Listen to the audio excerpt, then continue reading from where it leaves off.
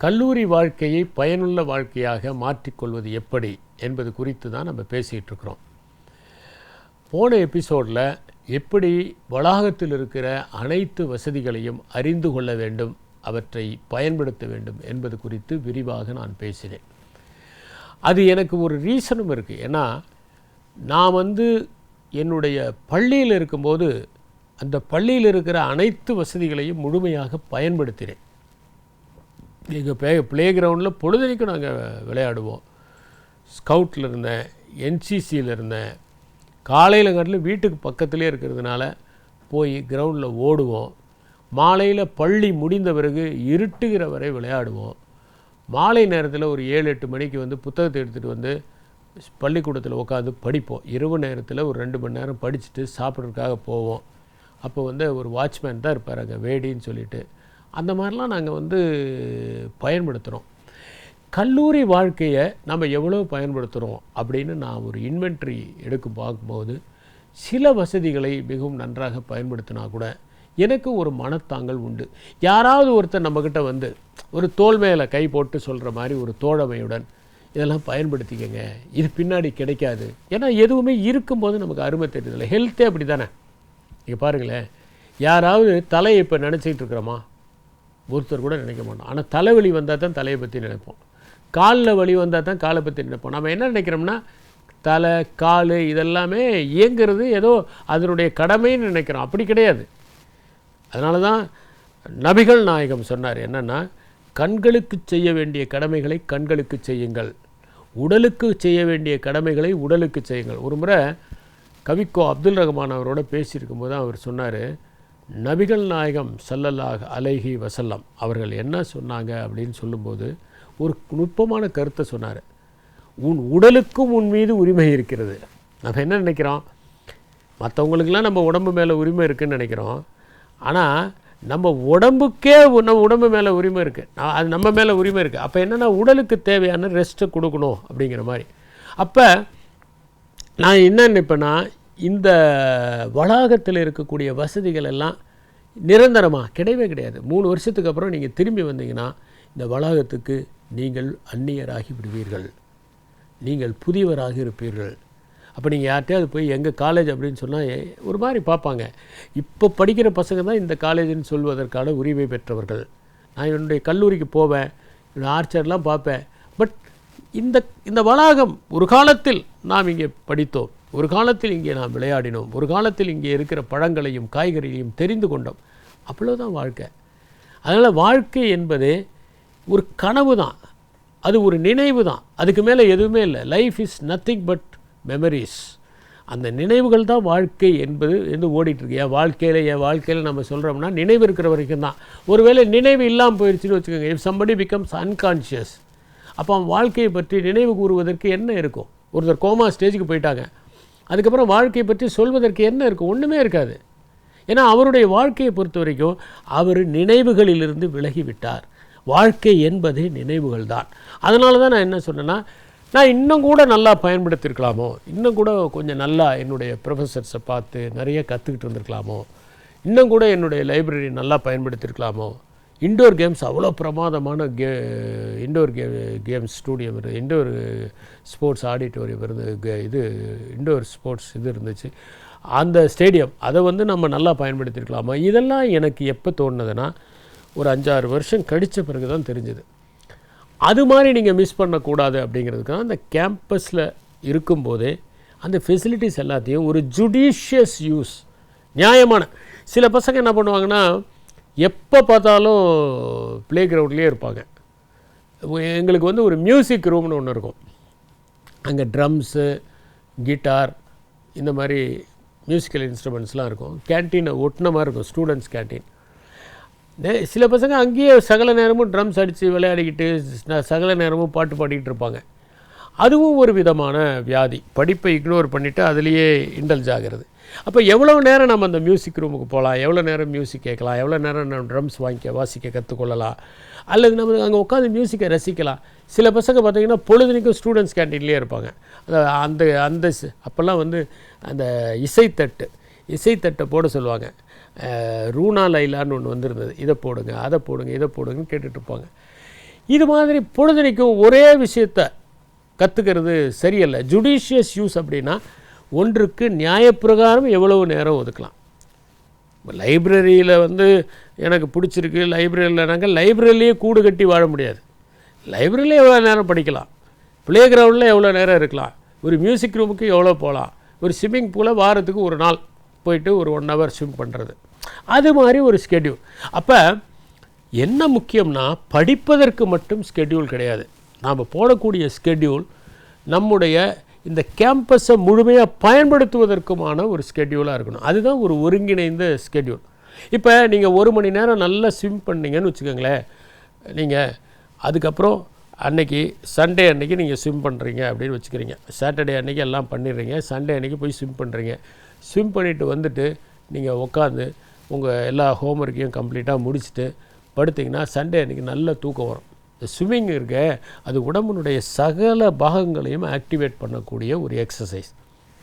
அது பண்ணி முடித்தோடனே நீங்கள் போய் நல்லா அன்றைக்கி நல்லா ரெஸ்ட் எடுத்துட்டிங்கன்னா அடுத்த நாள் ரொம்ப ஃப்ரெஷ்ஷாக இருப்பீங்க. ஓவர் ஹாலிங் பண்ண மாதிரி நீங்கள் ஃப்ரெஷ்ஷாக இருப்பீங்க. அதனால தான் நான் என்ன சொல்கிறேன்னா, you should use the campus fully judiciously and enrich yourself. எது ஒன்றை பயன்படுத்துகிற போதும் அதை வெறுமனை பயன்படுத்தாதீங்க, அதை வாழ்க்கையோடு தொடர்பு படுத்தி பாருங்கள். இப்போ ஸ்போர்ட்ஸுனால் ஜெயிக்கிறதுக்காக மட்டும் விளையாடக்கூடிய ஒன்று அல்ல. அதிலிருந்து நம்ம தலைமைத்துவத்தை கற்றுக்கொள்ளணும். ஒரு கிரைசிஸ் வரும், ஒரு எதிராளி வந்து நம்ம எதிர்பாராத நேரத்தில் ஒரு கோல் போட்டுருவார்.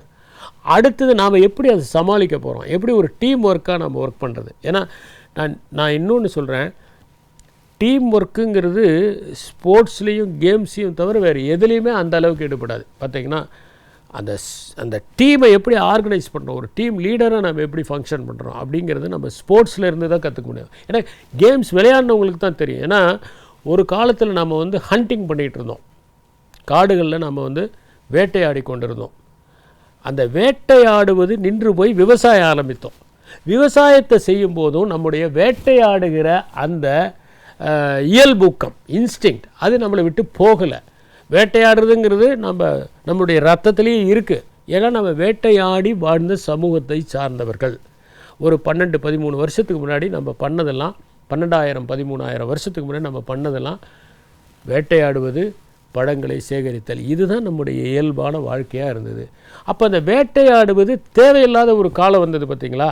அப்போ 2 வந்தது. என்னென்னா, மனிதன் என்ன பண்ணான், ஒன்று போர், அது ஒரு விதமான வேட்டை. இன்னொன்று என்னென்னா பொழுதுபோக்குக்கான வேட்டை. போருங்கிற ஒரு வேட்டை, பொழுதுபோக்குக்கான ஒரு வேட்டை, இந்த 2 வேட்டை ஆரம்பமாச்சு. இதுவும் இன்னும் மனித நாகரிகம் ஆகும்போது எல்லாரும் போரில் போக முடியாது இல்லையா, எல்லாரும் சோல்ஜர் ஆக முடியாது, எல்லாரையும் விலங்குகளையும் வேட்டையாட முடியாது, அதற்கான வாய்ப்புகள் குறைவு, விலங்குகளே குறைஞ்சி போச்சு. ஒரு காலத்தில் இந்தியாவில் வெள்ளைக்காரர்கள் வருவதற்கு முன்னாலே 1,17,000 புலிகள் இருந்தது. அவங்க தொடர்ந்து யானை மேலே ஏறி அங்கே உள்ளூர்வாசிகளை தமுக்கடிக்க சொல்லி புலிகளை கொன்று கடைசியில் என்னாச்சுன்னா இன்றைக்கி வந்து ஒரு 1,500-1,600 புலிகள் தான் இருக்குது. அவ்வளோ குறைஞ்சி போச்சு. புலிங்கிறது ஒரு என்டேஞ்சர்ட் ஸ்பீசிஸ். 9 விதமான புலிகள் உலகத்தில் இருந்தன. மனிதர்கள் வேட்டையாடி இன்றைக்கி 5 விதமான புலிகள் தான் இருக்குங்கிறாங்க. அதுலேயும் சிலதெல்லாம் ரொம்ப என்டேஞ்சர்ட் ஸ்பீசிஸாக இருக்குது. அது மாதிரி வேட்டையாடுவது அப்படிங்கிறது ஒரு கட்டத்தில் நின்று போச்சு. அனிமல்ஸை போரும் வந்து குறைவானவர்கள் தான் ஈடுபடுறாங்கங்கிற மாதிரி ஆகிப்போச்சு. அப்போ இந்த வேட்டையாட இன்ஸ்டிங்க்டை என்ன பண்ணுறது, அதுதான் விளையாட்டு. ஏன்னா விளையாட்டுலேயும் வேட்டையிலையும் ஒரு டார்கெட் இருக்குது. அந்த டார்கெட்டை நோக்கி நீங்கள் ஓடுறீங்க, அந்த டார்கெட்டை வீழ்த்துறீங்க. இப்போ கிரிக்கெட்னு எடுத்துக்கோங்களேன், கிரிக்கெட்டில் வந்து எது டார்கெட்டு, அந்த ஸ்டெம்மு தான் டார்கெட்டு. ஃபுட்பாலில் கோல் போஸ்ட்டு தான் டார்கெட்டு. நீங்கள் வந்து கால்ஃப் கோர்ஸில் அந்த குழி தான், அது விழுற அந்த குழி தான் டார்கெட்டு. கேரம் போர்டில் அந்த ஓட்டை தான் டார்கெட்டு. இது மாதிரி ஒரு டார்கெட்டை வச்சு நீங்கள் செயல்படுறீங்க. கிட்டத்தட்ட பார்த்திங்கன்னா வேட்டையாடுவதனுடைய ஒரு சாஃப்ட் ஃபார்ம் தான் விளையாட்டு. அப்போ விளையாடும்போது என்ன ஆகுதுன்னா, ஒரு டீம் ஆர்கனைஸ் பண்ணுறீங்க, ஒரு லீடர்ஷிப் குவாலிட்டி உங்களை அறியாமலே வந்துடுது. அதில் வந்து ஒரு டெசிஷன் மேக்கிங் பண்ணுறீங்க. அடுத்தது யார் பவுலிங் போடுறது, அல்லது யாரை முன்னாடி நிறுத்துறது, யாரை டிஃபென்ஸுக்கு நிறுத்தினா நமக்கு கோலெல்லாம் தடுப்பாங்க. அப்போ you are doing decision making. அடுத்தது வந்து திடீர்னு ஒருத்தருக்கு அடிபட்டுருது, அடிபட்டவுடனே என்ன பண்ணுறீங்க, அவருக்கு பதிலாக வேறு ஒருத்தரை நீங்கள் ரீப்ளேஸ் பண்ணுறீங்க. அப்போ என்ன ஆகுதுன்னா ஒரு ப்ராப்ளம் சால்விங் வருது. அடுத்தது வந்து என்னென்னா திடீர்னு ஒரு கிரைசிஸ் வந்துடுது. என்னென்னா எதிர்பாராத நேரத்தில் எதிராளி வந்து ஒரு கோல் போட்டுறாரு அல்லது நிறைய ரன் அடிச்சிட்றாரு, உங்களை வீழ்த்தவே முடியாத ஒரு டைமில். அப்போ இந்த கிரைசிஸ் மேனேஜ்மெண்ட் எப்படி வருது? இது எல்லாத்தையும் தாண்டி நீங்கள் லீடராக இருக்கீங்களா அப்படிங்கிறத எல்லோரும் விரும்புகிறாங்களா? ஏன்னா அந்த சோஷியோமெட்ரி அப்படிங்கிற ஒரு ப்ராசஸை பற்றி நான் ஒன்று சொன்னேன். 10 பேர் சேர்ந்து வேலை செய்கிறாங்க ஒரு ப்ராஜெக்டன்னா, அதில் நான் ஏற்கனவே சொன்னேன் 10 பேருமே ஒருத்தர் விரும்ப மாட்டாங்க. ஏன்னா சில பேர் நானே லீடர் அப்படின்னு நினைப்பாங்க. எல்லா குரூப்லேயுமே 10 பேர் இருக்காங்கன்னா இந்த 10 பேர் தனித்தனியாக நீ யாரோட ஒர்க் பண்ண விரும்புகிற அப்படின்னு கேட்டால் அதில் மேக்ஸிமம் நம்பர் ஆஃப் பீப்புள் ஒரு 7 பேரோ 8 பேரோ அவரோட ஒர்க் பண்ண விரும்புகிறேன் அப்படின்னு சொல்லுவாங்க. நீங்கள் யாரோட ஒர்க் பண்ணுறது விரும்புகிறீங்க? அடுத்தது ஒரு டீம் ஃபார்ம் பண்ண போகிறோம், அதில் நீங்கள் யார் உங்கள் டீமில் இருந்தால் நல்லதுன்னு நினைக்கிறீங்க? இந்த 10 ஒருத்தரை மட்டும் மென்ஷன் பண்ணுங்கன்னா 7-8 பேர் ஒருத்தரை மென்ஷன் பண்ணுவாங்க. அந்த பர்சன் யாருன்னா ஒரு லீடர்ஷிப் குவாலிட்டிஸ் உள்ள ஹியூமன் பீயிங்.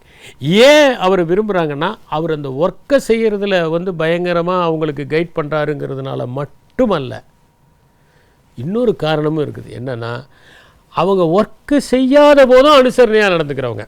ஒரு நல்ல ஸ்போர்ட்ஸ்மேனுங்கிறவர் யாருன்னா எதிரி அடிபட்டால் கூட போய் அந்த காயத்தில் வந்து பார்த்து ஆறுதல் சொல்கிறது. அவர் தான் ஒரு நல்ல ஸ்போர்ட்ஸ்மேனாக இருக்க முடியும். எதிரி அடிபட்டவுடன் கைத்தட்டி சிரிப்பது அல்ல. அப்போ இந்த ஸ்போர்ட்ஸ்மேன்ஷிப்பை கற்றுக்கிறது, ஒரு லீடர்ஷிப் குவாலிட்டிஸ் அடையிறது, ஒரு குரூப்பாக ஒர்க் பண்ணுறதுக்கு நீங்கள் கொஹசிவ்னஸை கற்றுக்கிறது, ஒரு கிரைசிஸ், இத்தனை விஷயங்களை நீங்கள் கற்றுக்குறீங்க.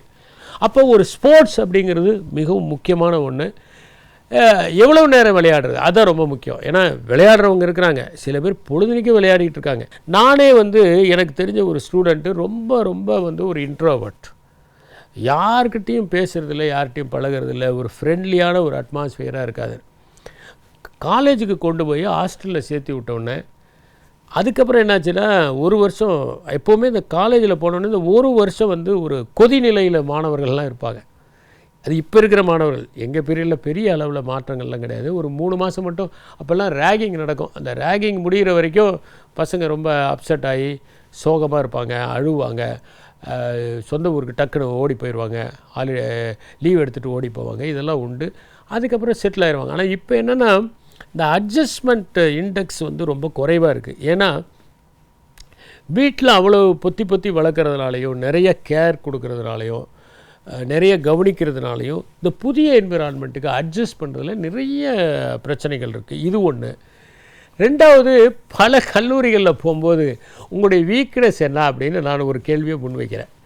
அந்த மாதிரி அவங்க வீக்னஸை கேட்கும்போது பெரும்பாலானவர்கள் சொல்கிற பதில் என்னென்னா ஓவர் திங்கிங் அப்படிங்கிறது. இந்த ஓவர் திங்கிங்னா என்னென்னா, அப்படி ஆயிருமோ, இப்படி ஆயிருமோ, இப்படி ஆனால் இப்படி சொல்லுவாங்களோ, இப்படியே திங்க் பண்ணிக்கிட்டே உட்காந்துருக்குறது ஒரே இடத்துலையே. இது மாதிரியான இந்த ஓவர் திங்கிங்னால என்னென்னா they become highly depressed, they don't move with the others. இந்த ப்ராப்ளத்தை நம்ம பார்க்க முடியுது.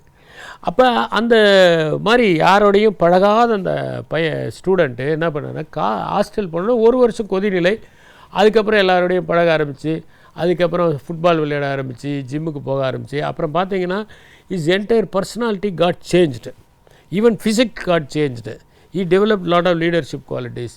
அது மட்டும் இல்லை, இந்த மாதிரி நீங்கள் ஸ்போர்ட்ஸு, கேம்ஸு, டிபேட்ஸு இதெல்லாம் நீங்கள் கலந்துக்கிட்ட ஆரம்பிச்சிங்கன்னா உங்கள் காலேஜில் மட்டும் உங்களுக்கு ஃப்ரெண்ட்ஸ் இருக்க மாட்டாங்க. நானே உங்கள்கிட்ட சொன்னேன், ஏன்னா இந்த பேச்சு போட்டி, கட்டுரை போட்டிலாம் கலந்துக்கிறதுனால கோயம்புத்தூரில் இருக்கிற எல்லா காலேஜில் இருக்கிற ஃப்ரெண்ட்ஸ், இப்போ ஸ்டூடெண்ட்ஸும் எனக்கு ஓரளவுக்கு ஃப்ரெண்ட்ஸு. தான் அங்கே போனால் அவர் கவிதாசன் அப்படிங்கிறவர் கவர்மெண்ட் ஆர்ட்ஸ் காலேஜ், அப்பயே அவர் ஒரு புக்கை ரிலீஸ் பண்ணார். இந்த மரபின் மைந்தன் முத்தையான்னு இருக்கார், அவரும் அப்போ வந்து +2 ஃபைனல் இயர் படிக்கிறார். தயாநிதினு ஒருத்தர் இருக்கார், அவர் கவிதையெல்லாம் எழுதுவார். அரசு பரமேஸ்வரன் ஒருத்தர் ப்ரொஃபஸராக இருந்தார். அவர் அந்த தாமரைன்னு அவங்க வந்து அப்போ ஜிசிடியில் படிச்சிருக்காங்க. அவங்களாம் அந்த இதுக்கெல்லாம் வருவாங்க, கவிதை போட்டிக்கெலாம் வருவாங்க. இப்படி பார்த்திங்கன்னா எல்லோரும் அப்போ எங்களோட படித்தவங்களாம் வெவ்வேறு ஸ்பியரில் ரொம்ப நல்லா ஷைன் பண்ணிகிட்டு இருக்கிறாங்க. அதுக்கு என்ன காரணம்னா, நீங்கள் ஒரே காலேஜில் எதுலேயுமே ஈடுபடாமல் இருந்தீங்கன்னா உங்களுக்கு காலேஜை தாண்டி ஃப்ரெண்ட்ஸ் இருக்காது. என்னென்னா நீங்கள் பலதரப்பட்ட மனிதர்களிடம் பழகுகிற போது தான் உங்களுக்கு நிறைய விஷயங்கள் தெரிய ஆரம்பிக்கும். நீங்கள் ஒரே டைப் ஆஃப் பீப்புள்கிட்ட பழகுனீங்கன்னா, என்ன தான் உங்களுக்கு பிடிச்சது காய்கறி ஒன்று இருந்தாலும் தினமும் அதையே சாப்பிட்டிங்கன்னா எப்படி இருக்கும்? இந்த ராஜா ஒருத்தர் வந்து அவருடைய அரண்மனையில் அந்த குக்கு வந்து கத்திரிக்காய் பெரிய ஒரு சுவையான காய்கறி இல்லை அப்படின்னு நினச்சிக்கிட்டு அந்த குக்கு வந்து கத்திரிக்காயவே சமைச்சு போட மாட்டாரா ராஜாவுக்கு. ஒரு நாள் என்ன ஆயிருக்கு, வேறு எந்த காயும் கிடைக்கலன்னு கத்திரிக்காயில் சாம்பார் பண்ணி அந்த ராஜாவுக்கு அவர் பரிமாறியிருக்கார். அந்த ராஜா வந்து கத்திரிக்காயை ஃபஸ்ட் டைம் பார்க்குறாரு. ரொம்ப நல்லா இருக்கே, டேஸ்ட்டாக இருக்கே, இந்த காய் இத்தனை நாளாக ஏன் பரிமாறல, ரொம்ப நல்லா இருக்கேன்னு விரும்பி விரும்பி சாப்பிட்ருக்காரு. சாப்பிட்டோடனே எவ்வளோ நல்லா இருக்குல்ல இந்த காய் அப்படின்னாரு. இன்னும் மந்திரி சொல்லியிருக்காரு, ராஜா அது ராஜாக்கள் சாப்பிட வேண்டிய காய் பாருங்கள், அதுக்கு தலையில் கிரீடம் கூட இருக்குது அப்படின்னு இருக்கார். அந்த காம்பை வந்து கிரீடம்னு இருக்கார். அவர் ராஜாவுக்கு ரொம்ப விரும்பினோடனே அந்த குக் என்ன பண்ணிவிட்டார், ராஜாவுக்கு கத்திரிக்காய் பிடிக்குதுன்னு ஒரு நாள் கத்திரிக்காய் தொக்கு, ஒரு நாள் கத்திரிக்காய் சாம்பார், ஒரு நாள் கத்திரிக்காய் மசியல், ஒரு நாள் கத்திரிக்காய் பொரியல், இப்படி கத்திரிக்காயிலேயே விதவிதமாக பண்ணி ராஜாவுக்கு போர் அடித்து போச்சு. ஒரு நாள் என்ன பண்ணியிருக்காரு, என்னையா இது எப்போ பார்த்தாலும் கத்திரிக்காய், இதெல்லாம் ஒரு காயா அப்படின்னு இருக்காரு. உடனே மந்திரி, ஆமாம் சார், இதுவே ஒரு காயா, இவ்வளோ மட்டமாக இருக்குது பாருங்கள், தலையில் வேறு ஒரு குள்ளா போட்டுக்கிட்டு இருக்குது, இதை போய் காய்ங்கிறாங்க அப்படின்னு இருக்காரு. உடனே ராஜா அப்படி திரும்பி மந்திரியை பார்த்து, அன்னைக்கு என்னமோ நான் புகழ்ந்த அன்னைக்கு நீங்கள் கத்திரிக்காய் மாதிரி கிடையாது, இது ராஜா காய், பார்த்தா தலையில் கிரீடம் இருக்குதுன்னு சொன்னீங்க, இன்றைக்கி இப்படி சொல்கிறீங்க அப்படின்னு இருக்காரு. உடனே அவர் சொல்கிறார், எங்களுக்கு எஜமான நீங்கள் தானே, கத்திரிக்காய் இல்லையே அப்படின்னு சொன்னாராம். அது மாதிரி ஒரே காயை சாப்பிட்டீங்கன்னு வச்சுக்கோங்க டெய்லி, அது போர் அடிக்க தானே செய்யும். எவ்வளவு தான் நல்ல ஸ்வீட்டாக இருந்தாலும் நம்ம ஒரே ஸ்வீட்டை போய் சாப்பிடுவோமா, சாப்பிட மாட்டோம். அப்படி யாராவது அப்படி சாப்பிட்டாங்கன்னா அதுக்கு பேர் அப்சஷன்னு சொல்கிறாங்க சைக்காலஜியில். அதனால் பல்வேறு விதமான மனிதர்களோட பழகுவதற்கு இந்த கேம்பஸை சுற்றி பார்த்து எல்லாரோடையும் அறிமுகப்படுத்திக்கிறது. நீங்கள் ஒரு நல்ல மனிதன் அப்படின்னு ஒருத்தர் உருவாகணும்னா அவன் எப்படிப்பட்ட மனிதனாக இருக்க முடியும் அப்படிங்கிறதுக்கு நான் வந்து ஒரு உதாரணம் சொல்லுவேன். எங்களுக்கெல்லாம் வந்து இந்த டூரிசம் போடுவாங்க. இந்த டூரிசம் போகும்போது இந்த ஈஸ்ட் கோஸ்ட் ரோடில் நாங்கள் ஒரு டூரிசம் ஒரு ஹாப் பஸ்ஸஸ் விட்டோம். இந்த வெளிநாடுகள்லாம் போய் பார்க்கும்போது அங்கே என்ன ஒரு ஃபெசிலிட்டி இருக்குன்னா, நீங்கள் காலையில் ஒரு 200 ரூபா கட்டி நீங்கள் ஒரு டிக்கெட் எடுத்துட்டிங்கன்னா அந்த பஸ்ஸில் ஏறினீங்கன்னா நீங்கள் அது ஒரு 16 டெஸ்டினேஷன் இருக்கும். நீங்கள் இறங்கிக்கலாம்.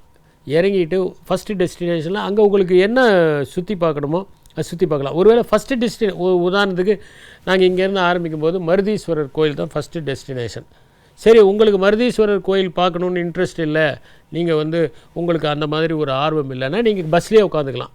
அடுத்தது வேறு ஒரு இடத்துல கொண்டு போய் இறக்கி விடுவாங்க.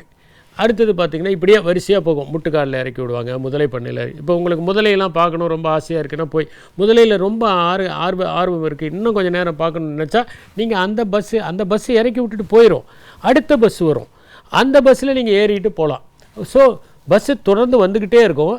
நீங்கள் பண்ண வேண்டியதெல்லாம் உங்களுக்கு விருப்பமான இடத்த மட்டும் பார்க்கலாம். இப்படி ஒரு 16 இடத்த நாங்கள் தேர்ந்தெடுத்தோம். 16 இடத்துல ஒன்று பார்த்திங்கன்னா போட்டிங், யங்ஸ்டர்ஸ்க்கெலாம் ரொம்ப பிடிக்கும். முதலை, இது வந்து வைல்டு லைஃப் ஆர்வம் உள்ளவர்களுக்கு ரொம்ப பிடிக்கும். முதலை, இந்த பாம்பு இதெல்லாம் இருக்கக்கூடிய இடம், விட்டேக்கர்னுடைய இடம். அப்புறம் பார்த்திங்கன்னா நீங்கள் வந்து மாமல்லபுரம் இந்த சிற்பங்கள் அதை பார்க்கலாம். அப்புறம் பார்த்திங்கன்னா இங்கே வந்து திருவிடந்தை கோயில், அங்கே யாராவது இந்த கல்யாணம் ஆகணும்னு ஆசைப்படுறவங்களாம் வந்து கல்யாணம் ஆகாதவங்க அந்த கோயிலை போய் பார்த்தாக்க கல்யாணம் ஆகிருவாங்கிறாங்க. ஒரு தடவை போயிட்டு அதுக்கப்புறமேலே கல்யாணம் ஆன பிறகு அந்த பக்கமே போகிறதில்ல அவங்க. அது ஒரு விஷயம். திருவிடந்தை இங்கே பார்த்திங்கன்னா சோழமண்டலம் ஆர்ட்ஸ் வில்லேஜ் இருக்குது, அங்கே போய் பார்க்கலாம். இது மாதிரி பல்வேறு இடங்கள். தக்ஷின் சித்ரா இருக்குது, அங்கே சில பேர் பார்ப்பாங்க. விருப்பமான இடத்துல இறங்கி அவங்களுக்கு விருப்பமானதை பார்க்கலாம். இதில் என்ன பண்ணோம்னா, நாங்கள் ஏன் இதை வந்து ஒரு ஹாப் ஆஃப்க்கு சூஸ் பண்ணோம்னா, எல்லா விதமான வயதை சார்ந்தவர்களுக்கும் அங்கே வந்து ஒரு ஹிஸ்டாரியனுக்கு தேவையா அதுக்கான இடம் இருக்குது, யங்ஸ்டர்ஸ்க்கு தேவையா அதுக்கான இடம் இருக்குது, சில்ட்ரனுக்கு பார்த்திங்கன்னா முதல்ல பண்ணால் ரொம்ப பிடிக்கும், அங்கே போனால் அதுங்க வெளியே வரவே வராது, அது மாதிரி இருக்கிறவங்களுக்கும் ஒரு இடம். இப்படி எல்லா விதமான கலவைகளும் இருக்கிற மாதிரியான ஒரு இடத்த சூஸ் பண்ணோம். அப்போ தான் அந்த ஹாப் வெற்றி பெறும்னு. அது ஓரளவுக்கு வெற்றி பெற்றது. இப்போ இதை நான் சொல்கிறதுக்கு காரணம் என்னென்னா, நீங்கள் வந்து ஒரு வெற்றிகரமான மனிதராக இருக்கணும்னு ஆசைப்பட்டீங்கன்னா எல்லா விதமான மனிதர்களையும் பழகணும். நீங்கள் வந்து ஒரே கேட்டகரி, இப்போ நல்லா படிக்கிற பசங்களோட மட்டும்தான் நான் பழகுவேன்னு நினைக்கிறதே தவறு. ஃபர்ஸ்ட் ஆஃப் ஆல், ஏன்னா நல்லா படிக்கிற பசங்களுக்கு அகாடமிக்ஸ் தெரியலாம், ஆனால் ஸ்போர்ட்ஸில் நல்லா ஷைன் பண்ணுற பசங்கள்கிட்ட நிறைய வாழ்க்கையை பற்றி கற்றுக்கலாம். அதே வந்து ஒரு சில பசங்களாம் பார்த்திங்கன்னா ஹாலிடேஸில் பார்த்திங்கன்னா மலையேற்றம் பண்ணிட்டு வருவாங்க, ஹைக்கிங் பண்ணிட்டு வருவாங்க. சில பேருக்கு எக்ஸ்ப்ளோர் பண்ணக்கூடிய ஆசை இருக்கும். அவங்ககிட்ட கேட்டிங்கன்னா, ஒரு வில்லேஜ்லேருந்து வரக்கூடிய ஒரு ஸ்டூடெண்ட்டை கேட்டிங்கன்னா அவங்க விதவிதமான பூச்சி, விதவிதமான பாம்பு அதெல்லாம் பற்றி சொல்லுவாங்க, விதவிதமான செடிகளை பற்றி சொல்லுவாங்க. ஒன்றுமே இல்லை, ஒரு சாதாரணமான ஒரு விஷயம் சொல்கிற பாருங்களேன். இந்த கிணற்று பூண்டுன்னு ஒரு மூலிகை, அது மூலிகைன்னு யாருக்கும் தெரியாது. இந்த தாத்தா காசு கொடு, காசு கொடுக்கலன்னா தலையை வெட்டுவேன்னு அந்த பூவை கிள்ளி போடுவாங்க பசங்க சின்ன வயசில். அது ட்ரைடாக்ஸ் ப்ரோகம்பன்ஸ் அப்படிங்கிறது அந்த செடியினுடைய நேம். இந்த கிணற்று பூண்டு இருக்க அதனுடைய இலையை காயப்பட்ட இடத்துல அப்படி ஒரு நசுக்கி அந்த சாறை நீங்கள் போட்டிங்கன்னா அடுத்த நிமிஷமே இந்த காயம் காஞ்சிடும். 10 நிமிஷத்தில் காயம் இருந்த சுவடே தெரியாது. இதை யார் எனக்கு கற்றுக் கொடுத்தாங்கன்னா, கிராமத்தில் இருக்கக்கூடிய ஒரு ஸ்டூடெண்ட். நான் 3வது 4வது படிக்கும்போது அடிபட்டுருச்சு, வலி ரத்தமாக வருது. அந்த ஸ்டூடெண்ட்டு போய் அதை பறிச்சுக்கிட்டு வந்து அதை வந்து இந்த சாரை வந்து அங்கே தடவுனார். கொஞ்ச நேரத்தில் சரியாயிடுச்சு. அப்படி தான் நான் கற்றுக்கிட்டேன். நிறைய வாழ்க்கை குறித்த விஷயங்களை நீங்கள் கற்றுக்கிறது அப்படின்னா பல்வேறு விதமான தரப்பில். அப்போ பல்வேறு விதமான தரப்பில் உள்ள மாணவர்களை எப்படி நீங்கள் பழக முடியும்? நீங்கள் லைப்ரரியில் போய் உட்காந்திங்கன்னா லைப்ரரியில் வரவங்க மட்டும்தான் உங்களுக்கு தெரிவாங்க. ஸ்டூடியஸ் ஸ்டாஃப்ஸ் மட்டும் உங்களுக்கு ஃப்ரெண்ட்லியாக இருப்பாங்க. ஸ்போர்ட்ஸ் கிரவுண்டுக்கு போனீங்கன்னா அங்கே ஒரு விதமானவங்க, இண்டோர் ஸ்டேடியத்துக்கு போனீங்கன்னா அங்கே ஒரு விதமான நண்பர்கள். சில இடங்களில் பார்த்தீங்கன்னா ஆர்ட்ஸ் கிளப்ஸ்லாம் இருக்கும். எங்கள் காலேஜில் பார்த்திங்கன்னா ஃபோட்டோகிராஃபிக்காக ஒரு கிளப் உண்டு. எஸ்எஸ்எல்னு ஒன்று இருக்கும், ஸ்டூடெண்ட் சர்வீஸ் லேன்னு மாலை வேளத்தில் சொல்லிக் கொடுக்குறது. இது மாதிரி சகல இதுலேயும் நீங்கள் போய் கொஞ்சம் கொஞ்சம் உங்களை இன்வால்வ் பண்ணிக்கிட்டு அங்கே இருக்கிறவங்கள சந்திக்கிறது, அங்கே இருக்கவங்களோட பேசுகிறது, இது மாதிரியான ஒரு அனுபவம் வந்து மிகப்பெரிய வெற்றியை உங்களுக்கு பெற்றுத்தரும். வாழ்க்கையில் வெற்றி பெறுவதற்குத்தான் நம்ம கல்லூரி வாழ்க்கையை பயன்படுத்திக்கணும். ஓவரால் பர்சனாலிட்டி, நீங்கள் ஒரே டைமென்ஷனில் மட்டுமே ஒருத்தர் பெரிய ஆளாக இருந்தாங்கன்னு வச்சுக்கோங்க, அவங்களால எந்த பிரயோஜனமும் இருக்காது. அந்த மென்ஷியஸ் தான் சொல்லுவார். அவர்கிட்ட கேட்பாங்க, உங்கள் டிசைபிள்ஸ் எப்படிப்பட்டவங்க அப்படிம்பார். சில பேர் என்னை விட அறிவாளிகள், சில பேர் என்னை விட படிப்பாளிகள், சில பேர் என்னை விட தாராளமாக இருப்பாங்க, சில பேர் என்னை விட உழைப்பாளிகள், சில பேர் என்னை விட பெருந்தன்மையானவர்கள், சில பேர் என்னை விட விழிப்புணர்வு உள்ளவர்கள் அப்படின்னு ஒன்று வந்தால் கேட்பான், அப்புறம் எப்படியா நீ அவங்களுக்கெல்லாம் குருவாக இருக்கிற அப்படின்னு. அவங்க ஒரே டைமென்ஷனில் இருக்காங்க, நான் எல்லா டைமென்ஷன்லேயும் கொஞ்சம் கொஞ்சம் இருக்கிறேன், அதனால தான் நான் குருவாக இருக்க முடியுது. அப்போ எல்லா டைமென்ஷன்லேயும் ஓரளவு இருக்கணும். ஒரே ஒரு டைமென்ஷனாக இருந்தோன்னு வச்சுக்கோங்களேன், அது பர்சனாலிட்டிஸை 2 விதமாக பிரிக்கலாம். யூனி டைமென்ஷனல், மல்டி டைமென்ஷனல். இந்த யூனி டைமென்ஷனல்ங்கிறவங்க என்னங்கன்னா, கணக்கில் கில்லாடியாக இருப்பான், கணக்கு மட்டும்தான் தெரியும். சில பேர் பார்த்திங்கன்னா ஆஃபீஸ் வேலை பண்ணுவாங்க, ஆஃபீஸ் வேலையை தவிர ஒரு மண்ணுமே தெரியாது, அது மாதிரி ஒரு பர்சனாலிட்டி. இன்னொரு பக்கம் பார்த்திங்கன்னா எல்லாத்துலேயுமே ஓரளவு ஈடுபாடு, எல்லாத்துலேயும் ஓரளவு இன்ட்ரெஸ்ட்டு, எல்லாத்தையுமே கொஞ்சம் கற்றுக்கணுங்கிற ஆர்வம், எதை பற்றி பேசினாலும் கொஞ்சம் கொஞ்சம் பேசக்கூடிய அளவுக்கு இயல்பாக உடையவங்க. இதில் இந்த யூனி டைமென்ஷனல் பர்சன்ஸ் வந்து they will not be interesting, they will be intelligent, ஆனால் they will not be interesting. அவங்ககிட்ட பேசுவதற்கு ஒன்றுமே இருக்காது நீங்கள். ஆனால் இந்த மல்டி டைமென்ஷனல் பர்சனாலிட்டி இருக்காங்க பாருங்கள், பல பரிமாணங்கள் கொண்ட மனிதர்கள். அந்த பல பரிமாணங்கள் கொண்ட மனிதர்களுக்கும் ஒற்றை பரிமாணம் கொண்ட மனிதர்களுக்கும் இருக்கிற மிகப்பெரிய வேறுபாடு என்னென்னா, பல பரிமாணங்கள் உள்ளவர்கள் அந்த கேம்பஸில் இருக்க எல்லா ஃபெசிலிட்டியும் பயன்படுத்தியிருப்பாங்க. அதனால் என்னென்னா, அவங்ககிட்ட கொஞ்ச நேரம் பேசுங்கன்னா பறவையை பற்றியும் பேசுவாங்க, ஒரு பூச்சியை பற்றி பேசுவாங்க, ஸ்போர்ட்ஸை பற்றி பேசுவாங்க, எல்லாத்த பற்றியும் ஓரளவுக்கு தெரிஞ்சிருப்பாங்க. ஏன்னா அவங்களுடைய பழக்கம் அந்த மாதிரி. நாம் வந்து ஒருத்தர்கிட்ட இருந்து கற்றுக்கிறது வாய்மொழியாக இருக்கிறது தான் அதிகமாக உடைய படிப்பு மூலம் கற்றுக்க. இப்போ எப்படி ப்ரஷ் பண்ணணுன்னு எதை புக்கை படித்தா நம்ம ப்ரஷ் பண்ண ஆரம்பித்தோம். இது வரைக்கும் எப்படி குளிப்பது அப்படின்னு ஏதோ ஒரு புத்தகம் வந்திருக்கா? எதுவுமே கிடையாது. எப்படி கையளம்புவது புத்தகம் வந்திருக்கா? வரல. கோவிட் டைமில் தான் நம்ம கையளம்பு சொல்லி கொடுத்தோம். ஒரு செல்வரங்கம்னு ஒரு ஐ ஸ்பெஷலிஸ்ட்டுக்கா சேலத்தில், அவர் ஒரு டைமர் வச்சுருக்காராம். அந்த டைமர் வந்து ஒலிக்கிற வரைக்கும் அந்த பசங்க வந்து சானிடைசரை போட்டு அதை கையை சுத்தம் பண்ணிக்கிட்டே இருக்கணுமா. அப்போ தான் வந்து அவங்க போய் அந்த கண்ணை டீல் பண்ணுறதுக்கு. ஏன்னா அவர் ஒரு ஐ ஸ்பெஷலிஸ்ட்டு, அவர் போய் நீங்கள் பண்ணிங்கன்னா அப்போ சர்ஜரி பண்ணும்போது இன்ஃபெக்ஷன் ஆகாமல் இருக்கிறதுக்கு அந்த மாதிரி ஒரு டைமர் வச்சுருக்காராம். அப்போ நம்ம நிறைய விஷயங்கள் எப்படி கற்றுக்கிட்டோம்? நாம் மற்றவங்ககிட்ட வாய்மொழியாக தான் கற்றுக்கிட்டோம். அந்த மாதிரி கற்றுக்கொள்வதற்கான வாய்ப்பு நமக்கு எப்போ கிடைக்கும்னா, நாம் இருக்கிற வளாகத்தை முழுமையாக பயன்படுத்துவது. எனவே வளாகத்தை பயன்படுத்துவோம், வளம் பெறுவோம். நன்றி, வணக்கம்.